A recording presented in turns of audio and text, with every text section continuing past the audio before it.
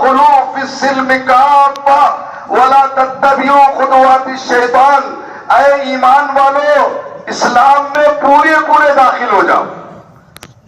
عیدگاہ میں نماز پڑھنا اللہ کے رسول کی عظیم سنت ہے۔ مسجد نبوی میں نماز پڑھنے کا ثواب 50,000 نمازوں کے برابر تھا، ہے اور رہے گا، لیکن حضور نے اس سے دور مسجد عیدگاہ پر جا کر 10 سال عید کی نماز پڑھی ہے۔ ہمارے لوگ اپنے دین کو ہی بدل دے رہے ہیں۔ عیدگاہ میں نماز پڑھنے کے بجائے چھوٹی مسجدوں میں چھوٹے جو ہے تو جماعت خانوں میں عید کی نماز ہو رہی ہے اور سب مفتی بن گئے ماشاءاللہ۔ حدیث پاک میں فرمایا من ابتا بغیر علم فقد الجم بلجام من النار، بغیر اتھارٹی اور علم کے اگر کوئی فتویٰ دے گا، مسئلہ بتائے گا، قیامت کے دن اس کو آگ کی لگام پہنائی جائے گی۔ 2 کتابیں پڑھ کر خود بھی فتویٰ دینا اللہ کے سامنے جواب دہی ہے۔ اللہ کے رسول نے بھری دھوپ میں جب آج پرندہ بھی پر نہیں مار رہا تھا، اس وقت آپ نے عیدگاہ میں جا کے نماز پڑھی، اور اتنی تیز اور شدید دھوپ تھی، ناقابل برداشت تھی۔ اللہ نے ایک بادل کا ٹکڑا بھیجا جیسے آج آپ کے لیے بھیجا، اور وہ سایہ مگن ہو گیا حضور اکرم صلی اللہ علیہ وسلم پر۔ جب تک آپ نے خطبہ اور نماز نہیں پوری کی، وہ سایہ بادل کا وہیں موجود رہا۔ اس جگہ آج بھی صحن مسجد نبوی کے پاس وہ مسجد ہے، بادل کو عربی میں غمامہ کہتے ہیں، وہ مسجد غمامہ وہاں موجود ہے۔ تو آئندہ آپ اکیلے مت آؤ، اپنے تمام بھائیوں کو عیدگاہ میں لاؤ۔ اس میں حضور نے فرمایا تھا کہ سب کو لے کر آؤ عیدگاہ کو، لیکن اس کے بعد صحابہ کرام نے مصلحتاً عورتوں کو لانے سے منع کیا، روکا، حالات اور فتنوں کی وجہ سے۔ اس لیے میرے بھائیوں، آپ کا بڑا جو ہے یہ بھی کام ہوگا قربانی کے ساتھ کہ آپ لوگوں کو عیدگاہ آنے کی ترغیب دیں۔ بوڑھے، کمزور، جو بالکل چل نہیں پاتے، ان کے لیے اگر مسجد میں نماز پڑھ لیں عیدگاہ تو ٹھیک ہے، لیکن اسی کو افضل بنا دیا ہم نے، دین میں تحریف کر دے رہے ہیں۔ قربانی ضرور کرنا ہے، سب کو کرنا ہے۔ اللہ کے رسول نے کی، 1,24,000 صحابہ نے کی، لیکن انہوں نے عیدگاہ میں جا کے نماز پڑھی۔ میرے بھائیوں، عیدگاہ میں نماز پڑھیے، اور انشاءاللہ اللہ کی رحمتیں ہم پر نازل ہو، اس کی دعا کی۔ 1 مہینہ ہو گیا بارش کا مہینہ شروع ہو کر، اور تو اللہ ہی کو علم ہے کہ بارش کا برسانا کیا کرنا۔ قرآن کریم میں فرمایا 5 چیزیں ایسی ہیں جس کا علم صرف اللہ کو ہے۔ ان اللہ عنده علم الساعة وينزل الغيث ويعلم ما في الارحام وما تدري نفس ماذا تكسب غدا وما تدري نفس بأي ارض تموت ان اللہ علیم خبیر۔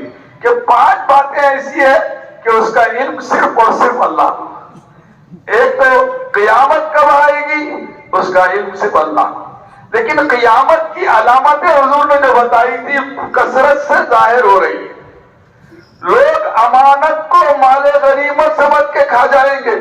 پورے جو معاشرے میں ایک بھی ایسا شخص نہیں ہے اللہ ماشاءاللہ کہ وہ بتایا جائے کہ غیر بھی ان پر اعتماد کرے اور امانتیں رکھے، جیسے حضور کے پاس مکے میں امانتیں رکھی گئی۔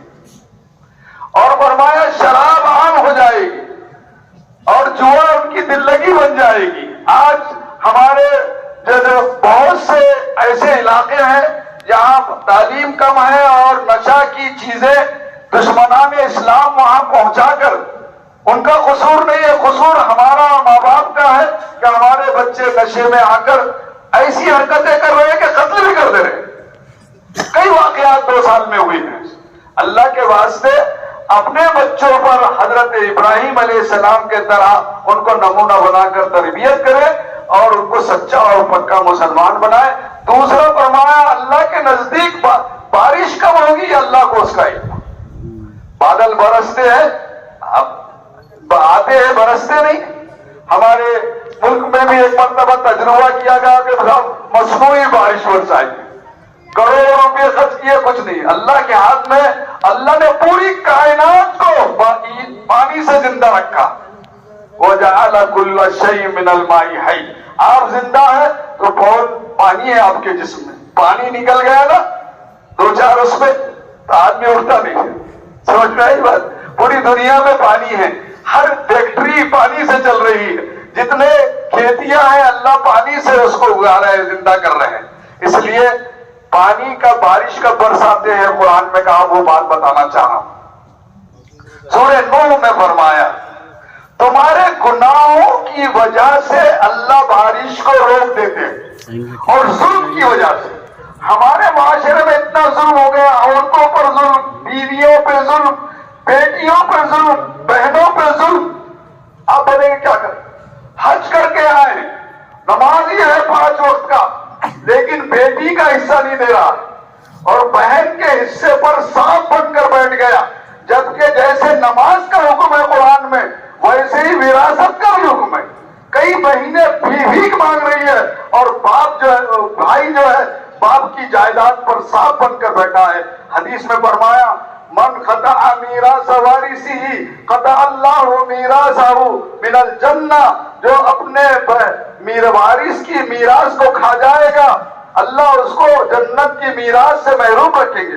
اچھے اچھے تعلیم یافتہ دیندار لوگوں کا یہ حال ہے. نہ بیٹیوں کو بولے شادی کر دی غیروں کے طرح بولتے, شادی میں اتنا خرچ کرنا اسلام میں ہے ہی نہیں. اسی کی وجہ سے بہت سی خرابیاں آ رہی ہے, فضول خرچیوں کی وجہ سے.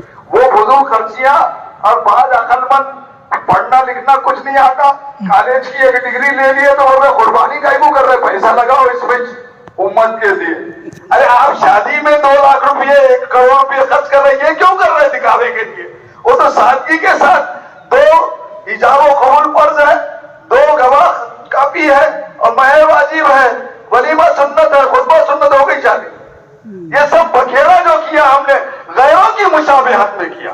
اس لیے اللہ کے واسطے ہم اپنے جو ہے فضول خرچوں کو ختم کریں اور ان پیسوں کو آپ کے لیے لگائے, امت کی فلاح اور بہبود کے لیے, تعلیم کے لیے لگائے. تیسری بات فرمایا کہ وَيَعْلَمُ مَا فِي الْأَرْحَامِ, ماں کے پیٹ میں جو بچہ ہے وہ نیک ہوگا یا بد ہوگا یہ کون جانتے ہیں؟ اللہ جانتے ہیں. چوتھی بات وَمَا تَدْرِي نَفْسٌ مَاذَا تَكْسِبُ غَدًا, کل کیا کرے گا کسی کو معلوم نہیں. آدمی پلان کرتا ہے. حضرت علی فرماتے ہیں میں نے اپنے رب کو پہچانا میرے پکے ارادوں کے ٹوٹنے سے. اب تو ربی بھی بس کی لذائے. اور 5ویں چیز فرمایا کہ وَمَا تَدْرِي نَفْسٌ بِأَيِّ أَرْضٍ, کہاں مرے گا کب مرے گا کسی کو معلوم نہیں ہے. ہم کو آئندہ عید نصیب ہو یا نہ ہو ہم نہیں بتا سکتے. اس لیے آج سے شروع کرے.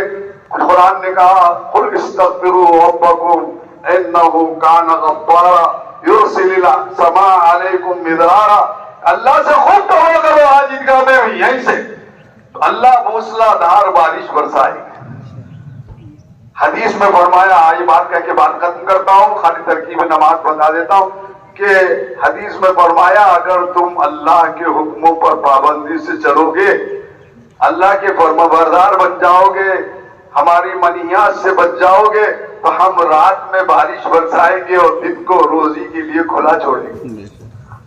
قرآن میں کہا استغفار سے مال و اولاد میں بھی برکت ہوتی ہے. اللہ تعالیٰ اپنی رحمت کی بارش ہم پر برسائے اور ہم سب کو سچا اور پکا مسلمان بنائے. حضرت ابراہیم, حضرت اسماعیل اور حضرت ہاجرہ کو نمونہ بنا کر اور سب سے بڑے حضرت محمد صلی اللہ علیہ وسلم کے نمونے کو سامنے رکھ کر زندگی گزارنے کی توفیق عطا فرمائے. آمین. وآخر دعوانا الحمدللہ رب العالمین.